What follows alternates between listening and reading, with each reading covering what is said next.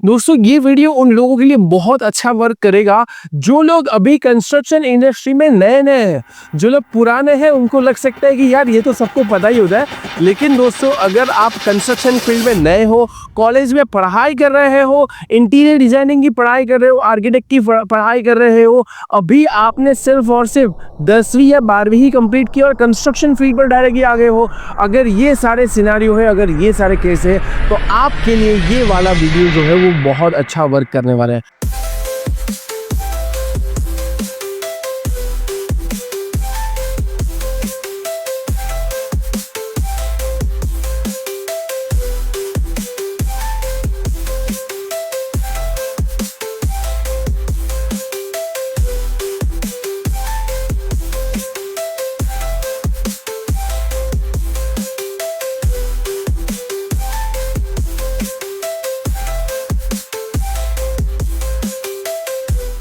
Hello everyone दोस्तों, आज की वीडियो में बात करने वाले हैं 25 basic elements of the building. Basic elements of the building की अगर हम बात करें तो बहुत सारे एलिमेंट्स हम इंक्लूड कर सकते हैं, लेकिन यहाँ पर स्पेशल 25 हमने इंक्लूड किए।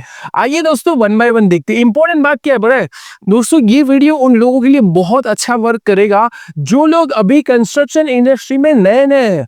जो लोग पुराने हैं उनको लग सकता है कि यार ये तो सबको पता ही होता है, लेकिन दोस्तों अगर आप कंस्ट्रक्शन फील्ड में नए हो, कॉलेज में पढ़ाई कर रहे हो, इंटीरियर डिजाइनिंग की पढ़ाई कर रहे हो, आर्किटेक्ट की पढ़ाई कर रहे हो, अभी आपने सिर्फ और सिर्फ 10वीं या 12वीं ही कंप्लीट की और कंस्ट्रक्शन फील्ड पर डायरेक्टली आ गए हो, अगर ये सारे सिनारियो है, अगर ये सारे केस है, तो आपके लिए ये वाला वीडियो जो है वो बहुत अच्छा वर्क करने वाला है।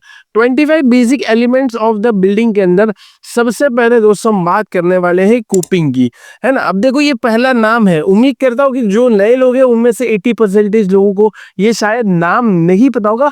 देखा सबने होगा दोस्तों, मैं क्या बोलता हूँ, देखा सबने होगा, बस उसका नाम और उसका इंपॉर्टेंट फंक्शन शायद आपको नहीं पता होगा। यहाँ पर दोस्तों वन बाय वन मैं आपको सारी चीजें बताता हूँ। तो कोपिंग की दोस्तों सबसे पहले बात करें तो ये टेरेस के ऊपर जो हमारी पैरापेट वॉल होती है उसको कुछ इस टाइप से हम कवर करते हैं, है ना। यहाँ पर आप देख सकते हो एक मटेरियल से कवर किया गया है, या आप दोस्तों कंक्रीट का थिक लेयर लगाकर कवर कर सकते हो, या और भी मटेरियल आप प्रोवाइड कर सकते हो। थोड़ा सा यहाँ पर आप देख सकते हो स्लोपी बनाया गया है। स्लोपी इसलिए बनाया गया है कि ऊपर से आने वाला पानी, सिंपल है, बारिश तो गिरती है हमारे भारत के अंदर, और जहाँ कहीं पर भी हो जनरली कोई भी बारिश, स्नो, ऐसी कोई भी चीज है तो वो आराम से क्या कर जाए दोस्तों, वो आराम से नीचे उतर जाए विदाउट स्ट्रक्चर के ऊपर बहुत ज्यादा समय रहे। अब तुम कॉमन सेंस लगाकर सोचो, अगर रेक्टेंगल टाइप का हो और बाजू में से कॉर्नर हो तो पानी उसमें भराएगा। तो अल्टीमेट पर्पज ये है कि दीवार में पानी नहीं घुसे। ये कोपिंग से क्या फायदा होगा, ऊपर से आने वाला पानी बाहर की ओर चले जाएगा। और इम्पोर्टेंट बात ये है कि अगर ये दीवार में नहीं घुसता, क्योंकि ये जो वॉल है ये ऑब्वियस बात है कि नीचे स्ट्रक्चर के साथ कनेक्टेड है, फिर नीचे वालों को प्रॉब्लम होगा एंड सो ऑल सारी चीजें। तो इसलिए दोस्तों कोपिंग हमें प्रोवाइड करना जरूरी है। यहाँ पर बहुत अच्छा वर्ड हमने यहाँ पर लिखा है आप ही को थोड़ा एक्सप्लेन करने के लिए, अ प्रोटेक्टिव कवरिंग। अब इंटरव्यू के अंदर भी दोस्तों ये आपको बहुत काम आ सकता है। अगर आप बहुत फ्रेशर्स हो और आपको इस टाइप से कोई क्वेश्चन पूछ लिया जाए, और मैं जेन्युइनली बताता हूँ यार, जब मैं भी इंटरव्यू लेता हूँ बहुत फंडामेंटल चीजें पूछता हूँ, लोग नहीं बता पाते, ये बहुत बड़ी कमी है दोस्तों। तो जब आपसे अभी मान लो कि ये वीडियो से पहले अगर आपको इंटरव्यू में बिठाया जाए और इंटरव्यूअर आपसे क्वेश्चन पूछ ले कि कोपिंग को एक्सप्लेन करो, आप दिल पर हाथ रख कर बोलोगे क्या आप एक्सप्लेन कर पाते? अभी जो मैं समझा रहा हूँ उससे पहले नहीं कर पाते। वही दोस्तों होता है कि हमारे पास, हमें पता होता है कि थोड़ा बहुत कि हाँ यार ये चीजें होती है, लेकिन उसको एक्सप्लेन नहीं कर पा रहे क्योंकि हमारे पास सर्टेन टाइप ऑफ कंस्ट्रक्शन के अंदर वोकेबलरी नहीं है, हमारे पास सर्टेन टाइप ऑफ नॉलेज नहीं है, और हमारे पास एक्सप्लेन करने का जो तरीका है वो नहीं है। इसलिए दोस्तों मैं बोलता हूँ कि कोई बात नहीं, फ्रेशर्स और चीजें नहीं आ रही, इट्स कंप्लीटली ओके, लेकिन चीजों को सीखना ये आपकी जिम्मेदारी है, चीजों को नोट डाउन करना ये आपकी जिम्मेदारी है, और हमारा जो काम है कि हम आप तक वीडियो पहुंचा पाए, कुछ जानकारी पहुंचा पाए, कुछ लर्निंग आप तक पहुंचा पाए। तो कोपिंग के अंदर बहुत अच्छा वर्ड आप इसको नोट डाउन कर सकते हो, protective covering place at the top of the wall, है ना, जैसा कि हमारी जो पैरापेट वॉल है उसके टॉप में हमने प्रोवाइड किया। अच्छा, सिर्फ और सिर्फ टेरेस से ऊपर ही नहीं, इन जनरल कहीं पर भी आप वॉल बना रहे हो और वो ऊपर से खुली है, एनवायरमेंट के डायरेक्टली कनेक्ट में आ सकती है, तो वहां पर आप कोपिंग प्रोवाइड करिए। अगर आप किसी का कॉन्टैक्ट ले रहे हो तो सामने वाले क्लाइंट को अच्छे से समझाओ, थोड़े पैसे बचाने की कोशिश मत करो कि भाई खुला छोड़ दिया। ऐसा होता है दोस्तों, लोग दीवालों को खुला छोड़ देते हैं, उसका जो प्रॉब्लम है वो थोड़े टाइम के बाद दिखेगा जब बारिश वगैरह की सीजन होगी। ठीक है, तो टॉप के अंदर हमने इसको एक प्रोटेक्टिव कवर कर दिया, एक तरीके से दीवार को कवर कर दिया, डिजाइन टू शेड यानी वाटर को निकालने के लिए, एंड प्रिवेंट सीपेज, अंदर पानी के पेनिट्रेशन को क्या बोलेंगे, पानी का जो पेनिट्रेशन अंदर तक हो जाता है उसको बोलते हैं seepage, into the wall structure. It enhances durability, अगर ये होगा तो पानी नहीं होगा तो उसकी मजबूताई ऑब्वियस बात है कि बढ़ेगी, एंड प्रोटेक्टिंग अगेंस्ट वेदरिंग। ठीक है, तो ऊपर से आने वाले जो पानी वगैरह है उससे बचा। तो कोपिंग से हमने देख लिया, बहुत अच्छा हमारे टीम ने यहाँ पर कोशिश की है सारी, आपको यहाँ पर ये भी मिल रहा है, इमेज भी अच्छे से मिल रहा है और एक्सप्लेनेशन भी बढ़िया तरीके से मिल रहा है। उसके बाद दोस्तों, जैसा कि मैंने आपको पहले ही बताया कि ये कोपिंग किसके ऊपर की जाती है, पैरापेट वॉल के ऊपर। यानी जनरली दोस्तों जो टेरेस से ऊपर आने वाली बाउंड्री हम डिसाइड करते हैं, भाई कोई आदमी थोड़ा हाथ देकर खड़ा रहे और इतनी ऊंचाई उसकी होनी चाहिए कि भाई उसको सेफ्टी कंसर्न ना हो, वो आराम से अपने नज़ारे को टेरेस पे, आप भी ऑब्वियस बात है कि जिनका मकान है वो टेरेस पर जाकर थोड़ा कभी माइंड फ्रेश कर दोगे, आजू बाजू का नज़ारा देखते होगे। ठीक है, तो वही बात है दोस्तों, पैरापेट वॉल इसी को ही बोलते हैं जो टेरेस के ऊपर हमारी वॉल होती है, और उसको कवर करने के लिए फिर हम कोपिंग प्रोवाइड करते हैं। चलिए, तो अ लो प्रोटेक्टिव वॉल देखो यहाँ पर भी along the edge of the roof. Roof मतलब वही हमारा, जरूरी नहीं कि छपरा मतलब रूफ, रूफ मतलब फाइनल जो हमारा स्लैब होता है वो, उसके ऊपर कुछ नहीं होता, तो फाइनल जो स्लैब होता है उसको कवर करने वाली बाउंड्री जो वॉल होती है वो हमारी पैरापेट। बालकनी में भी हो सकती है, टेरेस पर भी हो सकती है।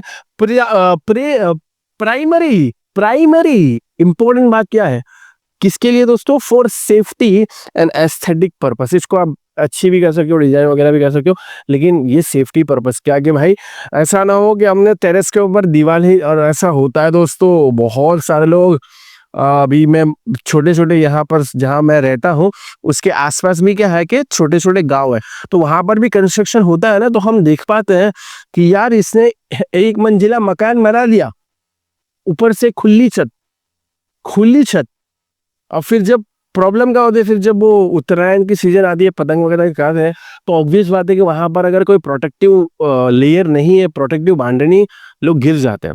तो खुली छतें नहीं प्रोवाइड करनी, उसको कवर करना है दोस्तों पैरापेट वॉल के माध्यम से। सेफ्टी इसका प्राइमरीली पर्पस है। उम्मीद करता हूँ दोस्तों आपको समझ में आ गया होगा। उसके बाद दोस्तों वेदरिंग कोर्स। अब दोस्तों ये ऑब्वियस बात है कि इसका जो फाइनल और इम्पोर्टेंट पर्पस है वो यही है कि भाई आपका जो टेरेस है वो एनवायरनमेंट के सब्जेक्ट में है, ऊपर से अगर उसके ऊपर पानी गिर रहा है रूफ वगैरह के ऊपर, तो वो जो रूफ वाला जो पानी है वो डायरेक्टली स्लैब के अंदर और स्ट्रक्चर के अंदर ना उतर के वो कहीं से बह जाए, एक तरीके से वाटर प्रूफिंग लेयर होगा ये जो है ना, ये इसको हम बोलेंगे वाटर प्रूफिंग लेयर। और आप यहाँ पर भी देख सकते हो a slope layer of water proof material on a roof usually made of lime और सीमेंट टू फैसिलिटेट। तो वाटर प्रूफिंग के लिए दोस्तों बहुत सारे केमिकल, बहुत सारे कंपोजिशन हमारे मार्केट में अवेलेबल है, उसको आप लगा सकते हो। तो लीकेज है, ऐसी सारी सी प्रॉब्लम्स है जो हमारा फाइनल रूफिंग जो रूफिंग स्लैब है, जो फाइनल हमारा ऐसा स्लैब है जो कि एनवायरनमेंट के डायरेक्टली इम्पैक्ट में है, तो उसको अच्छे से अगर हमने वाटर प्रूफ कर दिया तो ये हमारे स्ट्रक्चर की स्टेबिलिटी को, ड्यूरेबिलिटी को बढ़ाएगा ही। उसके बाद दोस्तों चौथा है रूफ स्लैब। ऑब्वियस बात है, अभी तक मैंने बहुत बार आपने देखा होगा, कनेक्शन देखा होगा। अभी हम ऊपर चल रहे, खिड़की से ऊपर चल रहे हैं ना, कोपिंग के नीचे पैरापेट वॉल, पैरापेट वॉल के नीचे हमारे पास ऑब्वियस बात है कि स्लैब को कवर करने के लिए रूफिंग मटेरियल का कोर्स, और उसके नीचे क्या है, रूफिंग मटेरियल के नीचे दोस्तों स्लैब। आप समझ पाए, मतलब हायरार्की समझ पाए, क्रोनोलॉजी समझ पाए कि नहीं समझ पाए। कोपिंग, पैरापेट वॉल, लगाने वाला लेयर, वाटरप्रूफ करने वाला लेयर, उसके नीचे स्लैब, आरसीसी स्लैब। तो ऑब्वियस बात है कि आरसीसी स्लैब के बारे में आपको पता होगा। और इंपॉर्टेंट बात एक और बता दो, आरसीसी स्लैब है, ठीक है, रेनफोर्स सीमेंट कंक्रीट, और इसी तरीके से कॉलम है बी में जितनी भी ऐसी चीज़ें हैं सभी का हमें कंक्रीट क्वांटिटी कैलकुलेशन आना चाहिए। मैंने बहुत कोशिश की है, हमारे एप्लीकेशन के ऊपर भी आप देख सकते हो और मेरे बहुत सारे वीडियोस भी अवेलेबल हैं यहाँ वहाँ। आप देख सकते हो कि मैंने ऑलमोस्ट सभी चीज़ों की कंक्रीट क्वांटिटी कैलकुलेशन के बारे में बहुत अच्छी बात की है। अलग अलग ग्रेड ऑफ कंक्रीट को लेकर और बहुत सारा वेरिएशन, अलग अलग साइज, अलग अलग शेप, अलग अलग डायमेंशन, तो ये आना जरूरी है कोई भी आरसीसी स्ट्रक्चर हो। तो reinforce concrete slab that acts as the top most horizontal element of a building, providing shelter, obvious बात है छत प्रोवाइड करेगा ना आपका स्लैब, एंड स्ट्रक्चरल सपोर्ट। अच्छा, एक कमेंट करके मुझे ये बताओ, अगर आपको पता है और अगर आपने मेरी पुरानी वीडियोस देखी है तो, और नहीं देखी तो भाई देखते जाओ, बहुत वैल्यूएबल इंफॉर्मेशन प्रोवाइड करता हूँ। मैं ये बोल रहा हूँ आपसे कि ऊपर से आने वाला लोड स्लैब के ऊपर होता है ना, मैं जो खड़ा रहता हूँ सबसे पहले किसके ऊपर आएगा? स्लैब। स्लैब से लोड कहाँ जाएगा, उसके बाद कहाँ जाएगा, और उसके बाद कहाँ जाएगा? कहने का मतलब ये है कि लोड जो हमारे स्ट्रक्चर के ऊपर एक्ट होता है उसका जब तक वो जमीन में ट्रांसफर नहीं हो जाता उसका सीक्वेंस क्या है ये आप कमेंट करके बताइए। अगर आपने सही तरीके से समझा है लोड ट्रांसफरिंग मैकेनिज्म को तो आप बता पाओगे स्लैब के बाद कहाँ जाता है, उसके बाद कहाँ जाता है, उसके बाद लोड कहाँ ट्रांसफर होता है और फिर फाइनली सबसॉइल में ट्रांसफर होता है। ब्रिक वॉल दोस्तों, ईंट की बात करें, vertical structure made of bricks and mortar that form of primarily load bearing. ऐसे पहले होता था, पहले क्या होता था कि हमारे पास आरसीसी कॉलम वगैरह नहीं होते थे, ईंटों की दीवार ही इतनी मजबूत या स्टोन की दीवार ही इतनी मजबूत बना ली जाती थी कि वही ऊपर से आने वाले लोड को ट्रांसफर करेगा। तो लोड बेरिंग स्ट्रक्चर एक होता है और एक होता है हमारा आरसीसी फ्रेम स्ट्रक्चर। आजकल जितना भी हमारा जनरल कंस्ट्रक्शन होता है वो कैसा होता है? आजकल जितना भी हमारा दोस्तों जो कंस्ट्रक्शन होता है वो आरसीसी फ्रेम स्ट्रक्चर होता है। तो दोस्तों अभी जो ईंटों की दीवार है वो जनरली पार्टीशन के पर्पस से या फिर बाउंड्री के पर्पस से इस्तेमाल होती है, लोड बेरिंग स्ट्रक्चर के तौर पर ब्रिक वॉल अब इस्तेमाल नहीं होती। उसके अलावा दोस्तों बात करें सनशेड छज्जा, हाँ यहाँ पर भी बहुत सारे लोगों को जो खास करके नए होते हैं उनको नहीं पता भाई, जो हमारी खिड़कियों को बहुत अच्छे से एक तरीके से छाया देगा, मैं ऐसा बोल सकता हूँ। ऊपर से आने वाला पानी डायरेक्टली आपके घर के अंदर ना आके छज्जा के ऊपर आएगा और यहाँ से बहकर बाहर निकल जाएगा, वही उसका पर्पस है। एक प्रोजेक्शन है, छोटा सा स्लोप प्रोजेक्शन है। और ये छज्जा भी बहुत सारे अलग अलग टाइप की, अलग अलग मटेरियल की आपने देखी होगी। बहुत सारे लोग जनरल जहाँ छज्जा नहीं होता तो फिर छपरा लगा देता, आपने देखा होगा, है ना, जिसको हम बोलते हैं एसी शीट या जीआई शीट, गैल्वेनाइज्ड आयरन, या अलग अलग टाइप के स्टोन्स की एसी शीट्स आप प्रोवाइड कर सकते हो, तो वो छपरा भी। लेकिन जनरली क्या है कि अगर आप कंस्ट्रक्शन कर रहे हो तो मेंटेन करिए कि जहां कहीं पर भी ओपनिंग्स है वहां पर दोस्तों आप सनशेड वगैरह प्रोवाइड कर दीजिए। That provides sunshade and protects opening from, वही बताया मैंने, आपके अंदर जो आपकी विंडो है उसके अंदर पानी ना आ जाए, इसके लिए डायरेक्टली सनलाइट भी ना आएगा, तो उसके लिए क्या है, एक तरीके से छाया आपने प्रोवाइड करनी है, उसको नॉर्मल भाषा में छज्जा बोलेंगे। या आप ड्राइंग के अंदर भी देख सकते हो अगर सही तरीके से काम कर रहे हो। लिंटल और छज्जा में बहुत सारे लोग कंफ्यूज होते हैं, इसलिए दोस्तों इसके बाद मैंने अगला पोर्शन इसी का लिया, लिंटल। आप देख रहे हो हायरार्की समझ, ऊपर से हम नीचे एक तरीके से उतर रहे हैं। तो लिंटल और छज्जा के अंदर दोस्तों क्या डिफरेंस है आप ध्यान से यहाँ पर देख लीजिए कि लिंटल एक तरीके से बोल देंगे लिंटल बीम, जो ओपनिंग के ऊपर आरसीसी कंपोनेंट का काम करेगा। लिंटल बीम ओपनिंग, ओपनिंग बोल रहा हूँ, ओपनिंग जब कहीं भी बोलूं मैं तो इससे ये मतलब समझो कि विंडो के ऊपर या डोर के ऊपर, ओपनिंग के अंदर विंडो भी आता है, डोर भी आता है। तो यहाँ पर जो आपने आरसीसी कंपोनेंट ये क्यों प्रोवाइड किया, उसका पर्पस क्या था कि बाहर से आने वाला पानी जो है वो डायरेक्टली अंदर ना आ जाए और छज्जा के माध्यम से बाहर आ जाए, या सनलाइट डायरेक्टली ना आ जाए, छज्जा के माध्यम से थोड़ी सी छांव वगैरह आपको प्रोवाइड हो जाए। लेकिन इसका फंक्शन क्या है पता है? इसका फंक्शन ये है कि नीचे आपकी यहाँ पर ओपनिंग की फ्रेम आने वाली है। क्या आने वाली है? लकड़ी की फ्रेम आने वाली है, एल्यूमिनियम की फ्रेम आने वाली है, स्लाइडिंग वगैरह लगा रहे हो तो उसकी फ्रेम आने वाली है। तो जब ऊपर का जो ब्रिक लोड है, ऊपर से आने वाला ब्रिक लोड, वो डायरेक्टली फ्रेमिंग के ऊपर ना आए, वो डायरेक्टली किसके ऊपर ना आए? फ्रेमिंग के ऊपर ना आए, वो डायरेक्टली आ जाए ये लिंटल बीम के ऊपर, लिंटल बैंड के ऊपर, और फिर वो लोड ट्रांसफर हो जाए। तो जिससे क्या होगा कि आपकी जो ओपनिंग्स है, विंडो एंड डोर की जो फ्रेमिंग है वो बच जाएगी, नहीं तो टूट जाएगी over a period of time. इसलिए दोस्तों lintel band, lintel beam provide करना चाहिए। तो इसका फंक्शन चल रहा है, इसका फंक्शन क्या था कि आखिरी आपकी ओपनिंग की जो फ्रेमिंग है उसको बचाना, और उसका फंक्शन ये है कि इसका छज्जा का कि भाई बाहर से आने वाले पानी, ये प्रोजेक्शन है लेकिन ये प्रोजेक्शन नहीं है ना। प्रोजेक्शन मतलब बाहर निकला हुआ, छज्जा आपका बाहर निकला होगा और ये आपका प्रोजेक्शन है। अच्छा, ऐसा भी होता है दोस्तों, लिंटल प्लस छज्जा, यानी लिंटल से ही एक्सपांशन हो सकता है आरसीसी मेंबर का। तो लिंटल प्लस छज्जा, लिंटल बीम के अंदर ही से ही हम एक आरसीसी कंपोनेंट को बाहर निकाल ले। ये आपको क्रॉस सेक्शन में दिखेगा। इसका एक बहुत बढ़िया सा मेरा वीडियो भी है लिंटल प्लस छज्जा के ऊपर, जिसमें मैंने ड्राइंग भी बताया है।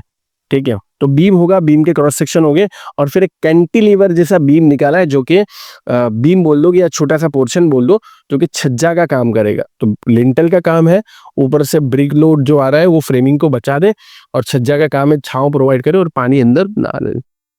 चलिए, ये क्वेश्चन पूछ लिया जाएगा आपके इंटरव्यू वगैरह में कि भाई डिफरेंशिएट या फिर बताओ मुझे अंतर बिटवीन लिंटल एंड छज्जा। तो बहुत कॉन्फिडेंस के साथ जो भी मैंने एक्सप्लेन किया वो बता देना, बहुत अच्छा लगेगा उनको। ठीक है, और उनको बता भी देना कहाँ से सीखा। तो विंडो की बात करें दोस्तों, हाँ भाई अब ये बारी, अब क्योंकि हम है ना क्रोनोलॉजिकल ऑर्डर में नीचे उधर रहे, तो ऑब्वियस बात है कि छज्जा हो गया, लिंटल हो गया, तो लिंटल के बाद अपना ओपनिंग से आ जाएगा बारी के ऊपर। दोस्तों मैंने बहुत सारे वीडियोस बने हुए हैं, उम्मीद करते हैं दोस्तों कि आप सीख रहे होंगे हमारे फ्री वीडियोस के माध्यम से। लेकिन अगर आपको डिटेल में सीखना है, पूरा करिकुलम डिटेल में सीखना है, अलग अलग स्किल के साथ सीखना है, एप्लीकेशन पे देखना है, पीडीएफ के साथ, और हमारी कम्युनिटी का हिस्सा बनना है, तो डेफिनेटली आप हमारे स्टोर का जरूर से हिस्सा बनिए। स्टोर का हिस्सा बनने का मतलब ये है आप अपनी स्किल रिक्वायरमेंट के हिसाब से अलग अलग कोर्सेज में एनरोल कर सकते हो, ज्वाइन कर सकते हो, डिटेल में सीख सकते हो और अपने आप को बहुत आगे बढ़ा सकते हो। सर्च करिए simplifiedacademy.com। आप एप्लीकेशन, एंड्रॉइड एप्लीकेशन भी डाउनलोड कर सकते हो। Download now. और ये आपको बारी कहाँ कहाँ काम है। बारी सबने देखी है, खिड़की सबने देखी है भाई, खिड़की सबकी ने देखी है, ठीक है। लेकिन अलग अलग टाइप की खिड़कियां होती हैं, उन खिड़कियों का अलग अलग तरीके से कॉस्ट कैलकुलेशन होता है, उनके डायमेंशंस अलग अलग होते हैं, और उनका दोस्तों डिडक्शंस भी होता है जब भी हम ब्रिक वर्क वगैरह या प्लास्टरिंग वर्क वगैरह कैलकुलेशन करते हो। तो विंडो दोस्तों सबने देखा है, लेकिन इसका एक्सटेंशन मैं आपको बता रहा हूँ कहाँ कहाँ इसका इंपॉर्टेंस आ रहा है। ब्रिक वर्क का, ब्रिक वर्क के अंदर डिडक्शन के अंदर, प्लास्टरिंग वर्क के अंदर डिडक्शन के अंदर, इसकी कॉस्टिंग के अंदर, इसकी अलग अलग टाइप के मटेरियल यूज करने में, इसकी अलग अलग मटेरियल यूज करेंगे तो कॉस्टिंग अलग अलग होगी, अलग अलग डिजाइन की यूज करेंगे, अलग अलग डायमेंशन की यूज करेंगे। तो ये सारी चीजें दोस्तों हमें विंडो के रिलेटेड ध्यान रखेंगे। सिमिलरली डोर वाले में भी मेरा अभी रिसेंटली बहुत अच्छा वीडियो है जिसमें मैंने डोर के बारे में समझाया। अभी थोड़ी देर में आगे बात करता हूँ, मैं यहाँ पर बात कर लेता हूँ विंडो सिल लेवल। हाँ, एक क्वेश्चन आपसे ये भी पूछा जाता है, या ये जनरल अंडरस्टैंडिंग होनी चाहिए कि लिंटल लेवल कहाँ होता है और सिल लेवल कहाँ होता है। सिल लेवल, सिल बैंड। तो सिल बैंड कहाँ होता है दोस्तों? हमारे ओपनिंग के नीचे। ओपनिंग हमारा कहाँ होता है? खिड़की, दरवाजा। तो खिड़की और दरवाजे के नीचे क्या होता है दोस्तों? हमारा सिल लेवल। ठीक है, यहाँ पर आप देख सकते हो। अब bottom horizontal part of a window opening design for the proper drainage and to provide a base of the window. Window की जो हमारी फ्रेमिंग आने वाली है उसको कुछ सॉलिड बेस तो चाहिए, ठीक है। तो और ये सिल लेवल जो होता है वो कहाँ होता है? ओपनिंग के नीचे। ठीक है, जनरली विंडो के नीचे ही आएगा, दरवाजा तो डायरेक्टली फिर हमारा फ्लोरिंग वगैरह आ जाएंगे। तो ओपनिंग के नीचे आपका क्या हो जाएगा दोस्तों? ये वाला जो पोर्शन है, और ये ग्राउंड लेवल से सर्टेन हाइट पर होगा। तो हमारे लिए एक ड्राइंग रीडिंग को, एक एलिवेशन को ध्यान में रखने के लिए हमारे पास जो इंपॉर्टेंट लाइनें होती है ना, उसमें के लिए लेवल भी होता है। लाइनें बोल दो, लेवल बोल दो। ग्राउंड लेवल, सिल level, lintel level, roof level, ये सब जो लेवल्स होते हैं ना, ये मेरा एक और दोस्तों यही बताना चाहता हूँ कि जितने भी एनजीएल, नेचुरल ग्राउंड, ऐसे बहुत सारे लेवल्स होते हैं। फिर इसी तरीके से हमारा डीपीसी का लेवल क्या है, ठीक है, नेमप्रूफ कोर्स का लेवल क्या है, हमारा प्लिंथ लेवल क्या है ना, आपने ये तो सुना होगा, प्लिंथ लेवल तो बहुत पॉपुलर चीज है। तो जितने भी इंपॉर्टेंट लेवल्स है आप सर्च कर लो गूगल पर के types of level use in construction by Yahiya sir. तो मुझे लगता है कि गूगल कुछ ना कुछ तो मेरा डाल ही देगा, क्योंकि मुझे याद है हमने ये जो लेवल है इसके ऊपर काम किया था। बहुत अच्छा अलग अलग टाइप के लेवल के बारे में मैंने एक पोस्ट भी बनाई है, वीडियो भी छोटी सी बना दी आई थिंक, उसको देख लेना। तो ये सिल लेवल आपका कौन सा है दोस्तों, विंडो के नीचे वाला या ओपनिंग के नीचे वाला, और लिंटल लेवल कहाँ है आपका, ओपनिंग के ऊपर वाला। इस बात को दोस्तों समझ लेना। दोस्तों दरवाजे की बात कर रहा हूँ, लेकिन यहाँ पर हमें ये नहीं, दरवाजा तो बच्चे को भी पता होता है, जो कंस्ट्रक्शन फील्ड में नहीं है उसको भी पता है, सबको पता है दरवाजा। लेकिन विंडो के अंदर जो मैंने एक्सप्लेनेशन दिया था कि भाई ये दरवाजे का काम हमें स्ट्रक्चरल पॉइंट ऑफ व्यू से, कैलकुलेशन के पॉइंट ऑफ व्यू से, इंजीनियरिंग पॉइंट ऑफ व्यू से कहाँ होने वाला है, आर्किटेक्चरल पॉइंट ऑफ व्यू से, इंटीरियर, भाई इसके कॉस्ट कैलकुलेशन को पता होना चाहिए। इसका ये दरवाजे के डायमेंशन को डिटेक्ट कहाँ कहाँ करते हैं, किस टाइप के अलग अलग दरवाजे का, मैं वही बोल रहा हूँ। अभी बहुत अच्छा मेरा वीडियो है, उसको सर्च कर लेना कि भाई 2025 में दरवाजा अगर अच्छा बनाना हो, है ना, तो उसको बनाने के लिए क्या खर्चा लगता है, प्लाईवुड लेनी है, फिर हमें अलग अलग मटेरियल्स की रिक्वायरमेंट होगी, डिजाइनिंग की रिक्वायरमेंट होगी, पेंट की रिक्वायरमेंट होगी, लेबर की। तो इसका थोड़े टाइम पहले मैंने वीडियो दिया है, इसी के नीचे यूट्यूब पे ही आपको मिल जाएगा ये, ठीक है। तो चलो दरवाजा तो सबको पता है, इसमें ज़्यादा एक्सप्लेनेशन, बस वो वीडियो देख लेना। और प्रोजेक्शन समझ में आया, दरवाजे के रिलेटेड हमें कौन सी जानकारी पता होने से। फ्लोरिंग दोस्तों सबको पता है, ऊपर से नीचे आ रहे हैं क्रोनोलॉजी में, तो भाई फिनिश सरफेस, अभी जो मेरे नीचे जहां पर मैं खड़ा हूँ, ये पूरा का पूरा दोस्तों फ्लोरिंग कहा जाएगा, है ना। फिनिश सरफेस हो ना, ये फ्लोरिंग देगा, ठीक है। Finish surface of a floor which provides a durable aesthetic, अलग अलग टाइप की टाइल्स लगाकर आप कर सकते हो, लेडर लगाकर कर सकते हो, गालीचा बिछा सकते हो, और कुछ मतलब टाइल्स के ऊपर बहुत अच्छा कर सकते हो। तो एस्थेटिक लुक भी आएगा, कंफर्ट लुक भी आएगा, जिससे आप आराम से चल पाओ भाई। आसान भाषा में क्या है कि एक इंसान स्मूथ तरीके से चल पाए, वो हमारा फ्लोरिंग वाला एरिया हो जाएगा। और बहुत सारी चीज फ्लोरिंग के लिए आप इस्तेमाल कर सकते हो। उसके बाद दोस्तों डीपीसी, टेम्प प्रूफ कोर्स, बहुत इंपॉर्टेंट कोर्स है दोस्तों। और इसको डीपीसी के बारे में बहुत सारे स्टूडेंट्स को ये, या बहुत सारे लर्नर्स को जो अभी तक साइट में प्रॉपर तरीके से एप्लीकेशन नहीं किया, उनको ये प्रॉब्लम होता है कि क्या डीपीसी सिर्फ और सिर्फ हम हॉरिजॉन्टल प्रोवाइड करते हैं। डीपीसी दोस्तों हॉरिजॉन्टल भी प्रोवाइड करते हैं और वर्टिकली भी प्रोवाइड कर सकते हैं, रिक्वायरमेंट ऑफ स्ट्रक्चर के हिसाब से। थिन लेयर और डीपीसी के मटेरियल कौन सा इस्तेमाल होता है, दुनिया भर के अलग अलग डीपीसी के मटेरियल इस्तेमाल होते हैं, लेकिन जनरली आप एक पीसीसी प्लेन सीमेंट कंक्रीट का M15 ग्रेड का लेयर भी प्रोवाइड कर सकते हो फॉर डीपीसी, ठीक है।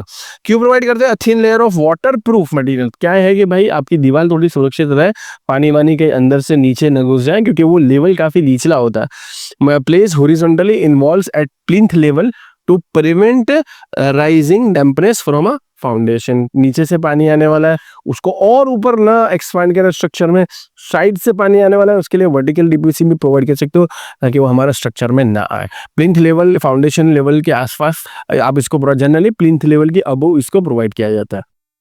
जीएल दोस्तों, तो जैसा कि मैंने ऑलरेडी बता दिया कि अलग अलग लेवल्स के बारे में चर्चा कर चुका हूँ, तो एक उसमें से मोस्ट इंपोर्टेंट लेवल है जिसको बोलेंगे ग्राउंड लेवल। अब ग्राउंड लेवल दोस्तों एनजीएल के नाम से भी आप जान सकते हो, natural ground level of the earth surface around the building. इसका फायदा क्या होता है पता है, मतलब एक इंजीनियरिंग पॉइंट ऑफ व्यू से बता रहा हूँ। ग्राउंड लेवल से नीचे भी कंस्ट्रक्शन होता है, सब लोग एग्री करेंगे। ग्राउंड लेवल से ऊपर भी स्ट्रक्चर होता है ना, यानी बुर्ज खलीफा जितना हमें आंखों से दिख रही है ऊपर, नीचे भी बहुत कुछ है उसके अंदर, पाइल फाउंडेशन, बहुत सारी चीजें। तो दोस्तों ग्राउंड लेवल एक रेफरेंस है हमारे लिए कि ग्राउंड लेवल के नीचे का जो स्ट्रक्चर होता है उसको हम बोलते हैं सब स्ट्रक्चर, और ग्राउंड लेवल के ऊपर का जो स्ट्रक्चर होता है उसको बोलते हैं हम सुपर स्ट्रक्चर। इस बात को ध्यान रखना, सब स्ट्रक्चर ग्राउंड लेवल के नीचे, सुपर स्ट्रक्चर ग्राउंड लेवल के ऊपर। अब ग्राउंड लेवल के नीचे जब हम बोलते हैं सब स्ट्रक्चर, तो इसमें क्या क्या चीजें आ सकती है, क्या क्या चीजें आ सकती है इसमें दोस्तों, हमारा फाउंडेशन आ सकता है, इसमें हमारा पीसीसी बेड आ सकता है ना। इसके अंदर हमारे पास ग्राउंड लेवल के नीचे बहुत सारे जो इंपॉर्टेंट कंपोनेंट्स है, रेनफोर्समेंट के, फाउंडेशन, मैश, ये जितने भी स्ट्रक्चरल कंपोनेंट है, ये स्ट्रक्चरल चीजें हमारी रिक्वायरमेंट है, वो सब ग्राउंड लेवल के नीचे जो भी है। जनरली फाउंडेशन हो गया, टाइप ऑफ फाउंडेशन की भी बात करें तो matte foundation, not foundation, slope footing, isolated footing and so on. तो ग्राउंड लेवल के नीचे सब स्ट्रक्चर, सुपर स्ट्रक्चर। एक मेरा साइड इंजीनियरिंग का कोर्स है, उसके अंदर मैंने बहुत अच्छे समझाया है कि स्ट्रक्चर को हम प्राइमरीली दो भाग में डिवाइड कर देते हैं, सब स्ट्रक्चर के पॉइंट ऑफ व्यू से, और सब स्ट्रक्चर की सारी इंपॉर्टेंट चीजें मैंने समझाई है उसके अंदर। फाउंडेशन भी अदर टाइप ऑफ फाउंडेशन, मतलब शैलो फाउंडेशन, डीप फाउंडेशन की पूरी कैटेगरी शैलो।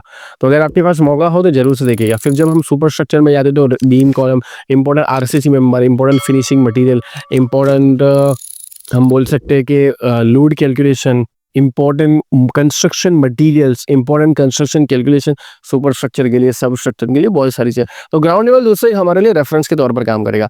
सैंड फिलिंग दोस्तों, तो क्या होता है भाई, आपने फाउंडेशन तो कर लिया, अब उसको ढांकने के लिए फिर से क्या करना पड़ता है, सैंड का फिलिंग करना पड़ता है। और इम्पोर्टेंट बात बता दूं, मेरा एक बहुत अच्छा वीडियो है सैंड फिलिंग के ऊपर, कॉस्ट कैलकुलेशन कैसे होता है सैंड फिलिंग। तो उसमें हमने छोटा सा एक एग्जाम्पल लिया है, जिसमें क्या होता है, एक सर्टेन लेवल में हमें डालनी है, क्या डालनी है, मिट्टी डालनी है, सैंड डालनी है, हमारे पास फिलिंग मटेरियल डालना है, उसका खर्चा कैसे कैलकुलेट करते हैं।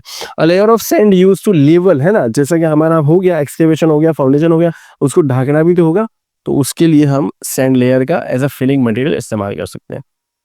कंक्रीट बेस पीसीसी फाउंडेशन के नीचे भी आपको देखिएगा, और इसको मैं लास्ट में भी बात करूंगा, ये आप फाउंडेशन के नीचे पीसीसी बेड भी प्रोवाइड कर सकते हो। ये इन जनरल मान लो कि बहुत सारे ऐसा, अभी मैंने कंस्ट्रक्शन भी किया है, और इनफैक्ट मैं तो शुरुआत में इस टाइप के कॉन्ट्रैक्ट लेने के ऊपर ही फोकस करता हूँ, जिसमें आपको छोटा काम करना हो, छोटी सी दीवार बनानी हो, छोटा सा ब्लॉक वर्क करना हो, या छोटा सा पीसीसी बेड बिठाना हो। मैं जनरली बोल रहा हूँ कि कुछ हमारे लर्नर्स के साथ थोड़े टाइम पहले बात हुई थी, तो उन्होंने सबसे पहले इसी के कॉन्ट्रैक्ट लिए थे। किसके? कि भाई कुछ नहीं करना, एक जो सरफेस है, एक सोसाइटी के बाहर की सरफेस, उसको बस लेवल करना है। क्या करना है? सोसाइटी के बाहर की सरफेस लेवल करना है, ताकि उसके ऊपर गाड़ी का पार्किंग हो सके एंड थोड़ा बहुत चलना आसान हो जाए, वो खराब जो ग्राउंड है वो थोड़ा समतल हो जाए। उसने सिंपल तरीके से क्या किया, concreting work PCC bed layer बहुत अच्छे से बना दिया, स्ट्रॉन्ग भी रहेगा अच्छा सा, और एक अच्छा स्मूथ सरफेस भी प्रोवाइड हो जाएगा। तो दोस्तों ये मैं इंपॉर्टेंट वैल्यूएबल चीजें, ये सारे कंपोनेंट्स के साथ साथ बहुत सारी इनसाइट भी दे रहा हूँ इसको। तो ये बहुत आसान सा काम है, आरएमसी से मंगवाया था, ऐसा नहीं कि उससे ग्राउंड में आरएमसी से कांटेक्ट किया एंड कॉन्ट्रैक्ट लिया, आरएमसी को बोल दिया कि दिस एंड ऑब्वियस बात है कि उसके अंदर दिमाग लगेगा, थोड़े बहुत लेबर्स भी इंक्लूड किए थे, और ना लेबर्स तो चाहिए कि भले ही आरएमसी से मांगा, लेकिन काम हो गया। तो यही है, बहुत आसान सा काम है। पीसीसी बेड कैसे बोलते हैं, प्लेन सीमेंट कंक्रीट, जो कि फाउंडेशन बेड के नीचे भी होता है, जो कि लास्ट वाला मैंने रखा है इसको, क्योंकि सबसे नीचे पीसीसी बेड ही आता है, लेकिन इन जनरल हमें सॉलिड बेस प्रोवाइड करना है, तो उसके लिए आप PCC plane cement concrete, plane cement concrete जैसा कि नाम ही है, रेनफोर्समेंट इसके नहीं है, ठीक है। आरसीसी के अंदर रेनफोर्स सीमेंट कंक्रीट, जो हमारे आरसीसी कंपोनेंट होते हैं, बीम स्लैब कॉलम वगैरह, उसके अंदर आरसीसी इस्तेमाल होता है, और पीसीसी जनरल हमारे प्लेन सीमेंट कंक्रीट के लिए इस्तेमाल होता है। फुटिंग एंड फाउंडेशन सबको पता है, मोस्ट इंपोर्टेंट पार्ट। और दोस्तों अगर आपने कमेंट कर दिया है तो बहुत अच्छी बात है, लेकिन जो कमेंट नहीं कर पाया तो उनके मैं बता दूं कि जो भी हमारा लोड है, भाई कबाट रखी हुई है, मैं खड़ा हुआ हूँ, यहाँ पर बहुत सारा सामान रखा हुआ है ना, हमारी दीवार है, ये सबका लोड दोस्तों जाता है स्लैब के ऊपर, स्लैब के बाद जाता है बीम के ऊपर। बीम हमारे जो होता है ना, 1 वे स्लैब 2 वे स्लैब आपने देखे हो गया, ठीक है। तो स्लैब के नीचे क्या होता है, उनको सपोर्ट करने वाली बीम, तो स्लैब के बाद जाता है बीम के ऊपर, बीम के बाद जाता है, वो बीम किसको ट्रांसफर करेंगे, vertical member that is column, column को ट्रांसफर करेंगे। कॉलम किसके साथ कनेक्टेड होती है, कॉलम कनेक्टेड होती है दोस्तों फाउंडेशन के साथ। तो कॉलम फाउंडेशन के साथ कनेक्टेड है, कॉलम ने कनेक्शन बना लिया फाउंडेशन के साथ। फाउंडेशन के बाद दोस्तों अब ये जो लोड है ये सब सॉइल को ट्रांसफर होगा, लेकिन फाउंडेशन को बनाने के लिए हमें नीचे चाहिए पीसीसी बेड, जिसकी वेट 25 नंबर यानी लास्ट में बात करूंगा। सो फाउंडेशन दोस्तों सभी को पता है, बहुत प्यारा सा मेंबर है। ये सारी कॉलम के साथ कनेक्टेड होगा। फाउंडेशन के 2 प्रकार है, प्राइमरीली एक तो होगा शैलो फाउंडेशन, शैलो नाम के अंदर ही कि बहुत ज्यादा नीचा नहीं, बहुत ज्यादा डीप नहीं, और दूसरा टाइप है डीप फाउंडेशन। अगर हम छोटा सा स्ट्रक्चर बना रहे हैं शैलो फाउंडेशन से काम चल जाएगा, लेकिन अगर हम बुर्ज खलीफा टाइप बना रहे हैं या इंपोर्टेंट स्ट्रक्चर बना रहे हैं, वहां पर डीप फाउंडेशन चाहिएगा, पाइल फाउंडेशन वगैरह के इस्तेमाल होगी। शैलो फाउंडेशन के अंदर आपको आइसोलेटेड फुटिंग ही जनरली हमारे उसमें दिखेंगी। कहीं पर अगर बड़ा स्ट्रक्चर बनाना है, राफ्ट फाउंडेशन का भी इस्तेमाल किया जाएगा, ठीक है, राफ्ट फाउंडेशन। और ये फाउंडेशन वाला जो मैंने ऑलरेडी बता दिया कि मेरा एक मॉड्यूल है, उसके अंदर आप अच्छे से देख लो, मैंने बहुत अच्छे से डिफाइन किया है सब स्ट्रक्चर के अंदर फाउंडेशन, फाउंडेशन के अंदर कौन से टाइप ऑफ फाउंडेशन है, primarily D shallow and deep foundation को भी डिटेल में चर्चा की गई है। चलिए दोस्तों, उसके बाद है एंट्री वे स्टेप्स। आपको पता है भाई, सीढ़ी चढ़ने के लिए, अंदर जाने के लिए जो सीढ़ियाँ प्रोवाइड करते हैं या स्लोप प्रोवाइड करते हैं, वो सब एंट्री वे के अंदर आ जाएगा। ठीक है। प्लिंथ लेवल, अच्छा इसके अंदर आरसीसी में स्टेयरकेस की बात करें तो आरसीसी स्टेयरकेस के लिए आप हमारा बीबीएस वाला मॉड्यूल जरूर से देखिए। उसके अंदर फोल्डेड स्टीरअप्स के बार बेंडिंग शेड्यूल यानी कितनी कटिंग लेंथ चाहिए वो सारी चीज़ें भी डिस्कस किए। और हमारा क्वांटिटी सर्वे वाला जो मॉड्यूल है उसके अंदर क्वांटिटी सर्वेइंग भी हमने बहुत अच्छे से करके दिया है। और स्टेयरकेस के अंदर जो चैलेंजिंग होता है क्या होता है पता है, स्टेयरकेस को बनाने के लिए कंक्रीटिंग वर्क करते हैं और उसके लिए जो भी हम स्केप फोल्डिंग बोल दो या शटरिंग बोल दो, है ना, शटरिंग वर्ड सही रहेगा। तो शटरिंग वर्क करते उसका कैलकुलेशन बहुत टफ होता है। शटरिंग वर्क फॉर स्टेयरकेस वो भी हमने क्वांटिटी सर्विंग वाले मॉड्यूल में दिया है। तो आप उम्मीद कर लोगे वो सारे मॉड्यूल देख ही रहे होगे। बाय द वे ये सारी चीजें भी सीखिए। 18 नंबर पर है हमारा प्लिंथ लेवल जिसके ऊपर ऑलरेडी मैं चर्चा कर चुका हूँ। इसके आसपास क्या होता है दोस्तों, इसके ऊपर जनरली डीपीसी हमारा प्रोवाइड होता है। चलिए the top of the foundation that support, but उसके बाद है ना हमारा एक्चुअल स्ट्रक्चर आपको स्टार्ट हो जाएगा। ग्राउंड लेवल बोल दो कि फर्स्ट फ्लोर बोल दो कि सब कुछ उसके ऊपर आएगा। प्लिंथ लेवल एक हमारा फाउंडेशन के आसपास का लेवल है। उसके बाद दोस्तों स्कर्टिंग, हाँ ये भी बहुत सारे लोगों को नहीं मिला। स्कर्टिंग क्या मतलब है, देखो टाइल हम लगाते हैं, देखो यहाँ पर भी है, आप अपने घर में भी देखिए और जहाँ कहीं पर बैठे हैं ऑफिस में वगैरह। स्कर्टिंग का दोस्तों ये पर्पस है कि हमने टाइल्स लगा दी, बहुत अच्छा ठीक है, लेकिन दीवार के नीचे भी हम उसको थोड़ा सा कवर कर देता है। आप यहाँ पर देख पा रहे होगे, ठीक। और स्कर्टिंग का जो मेजरमेंट होता है वो ये रनिंग फीट के अंदर होता है, रनिंग मीटर में होता है, यानी वन डायमेंशन के अंदर। क्योंकि इसके अंदर मैटर नहीं करता ये, इसके अंदर ये है कि कितनी लंबाई तक लगाया आपने, कितनी लंबाई है दीवार की, चारों दीवार की कितनी लंबाई तक लगा दिया। जबकि दोस्तों हमारे टाइल्स का जो कैलकुलेशन होता है वो एरिया के कैलकुलेशन में होता है, एरिया के यूनिट में मेजरमेंट। तो ये जो है दोस्तों हमारे पास है स्कर्टिंग, जो कि दीवार के नीचे आपको एक्स्ट्रा छोटा लेयर देखने को मिलेगा, है ना। और स्कर्टिंग की मेजरमेंट किसमें होता है याद रखना, रनिंग लेंथ में, रनिंग फीट में। उसके बाद दोस्तों कॉलम सबको पता है, आरसीसी कॉलम अलग अलग जनरली 3 टाइप के कॉलम का आपको कैलकुलेशन आना चाहिए। Circular column, rectangle column, square column, तीनों का कंक्रीट क्वांटिटी कैलकुलेशन गूगल पे लिखो कि भाई कॉलम का कैसे करना है, ऑलरेडी वो बता चुका। वर्टिकल मेंबर है, बीम हमारा हॉरिजॉन्टल मेंबर है, लेकिन कॉलम जो है हमारा वर्टिकल मेंबर है। बीम जैसा कि अभी जस्ट बात कर दी, स्लैब के नीचे होगा, स्लैब को सपोर्ट करने वाला ये हमारा बीम होगा, हॉरिजॉन्टल मेंबर है, आरसीसी मेंबर है, इसका भी कैलकुलेशन आना चाहिए। Self weight of column, self weight of beam, ये आपको सारी चीजें साइड इंजीनियरिंग के अंदर मिल जाएंगी। बीम देख पा रहे हो सब कुछ, हाँ ये बहुत सारे जो नए लोग हैं उनको समझ में अच्छे से आ रहा होगा, लेकिन जो पुराना उनको लगा होगा अच्छा सबको पता होता है सर बीम को लेके। लेकिन इंटरेस्टिंग बात बताओ, लगभग 2-3 साल पहले मैं एक इंटरव्यू ले रहा था, वहां पर एक इंजीनियर को जेन्युइनली बताता हूँ नहीं पता था। उसको जब पूछा गया बीम, तो वो कॉलम की बात कर रहा था। बीम इज क्या बोल रहा था, beam is a member which is vertical, ठीक है, वर्टिकली पता नहीं कुछ तो बोल रहा था, but at the same time he was rejected. Obvious बात है कि भाई जिसको बीम और कॉलम के बीच में अंतर नहीं पता उसको रख के क्या फायदा है, ठीक है। एंड ऐसा होता है फ्रेशर्स के साथ, ऐसा होता है कि यार कॉलेज के अंदर मार्क्स तो ले लेते हैं, लेकिन रियलिटी में नॉलेज बहुत कम होता है। कई बार तो मिस्त्री और कई बार लेबर्स भी उनको समझा देते हैं, विच इज फैक्ट, ठीक है। क्योंकि हमारा जो अब यही सारी चीज कितनी आसान और कितनी इंपॉर्टेंट है ये हमारे करिकुलम में इतने अच्छे से नहीं होती, ठीक है। और ये एक sad reality, but it's reality. लेकिन आज से जमाना जो है वो सीखने का, आप कहीं से भी सीख सकते हो। तो बीम दोस्तों हॉरिजॉन्टल मेंबर होता है, हॉरिजॉन्टल आरसीसी मेंबर जो कि स्लैब को सपोर्ट करता है, और कॉलम जो है वो वर्टिकल मेंबर होता है।